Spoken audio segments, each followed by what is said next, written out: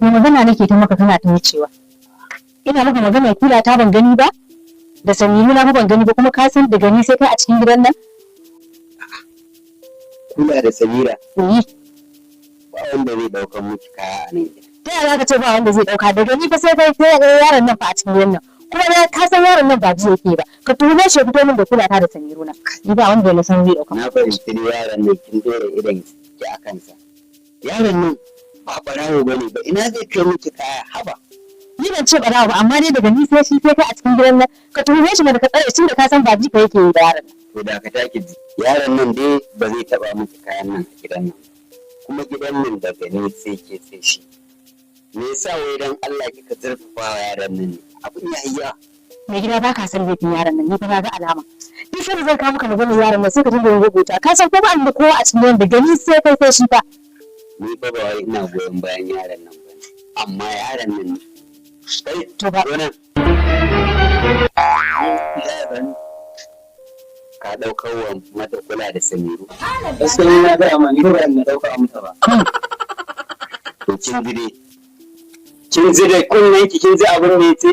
Ta yaya za a ce kawai daga wannan tambayar kayan ce ba shi dauka ba daga ni sai shi a cikin gidan a ce ba shi dauka ba tsaya za ka tuho ka san tana ji ko yake yi ba ba ji yake ba yaron nan. Kin san wani abu ba wai dan yana dan uwana ba. Ballanta ne ki ce na goyon masa. Yaron nan ba zai ɗaukar miki kaya ba. Amma in dai kayan ki ne ki bari na dawo. Za mu zauna mu magana.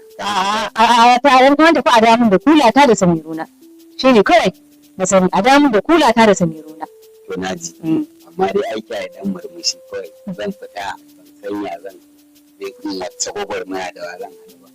Ni ka kawai ta ba. To shi ke da ba matsala.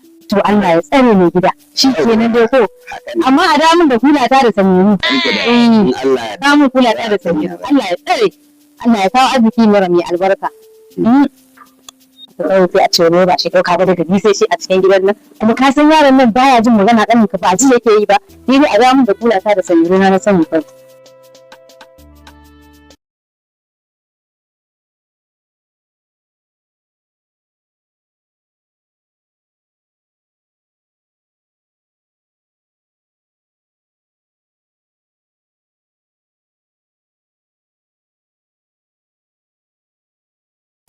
Kai, ina da tasu kuɗi. Ina ka je da wannan kayakin?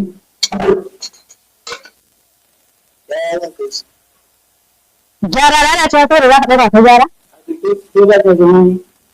To wa ya sa ka ɗauka ka gyara?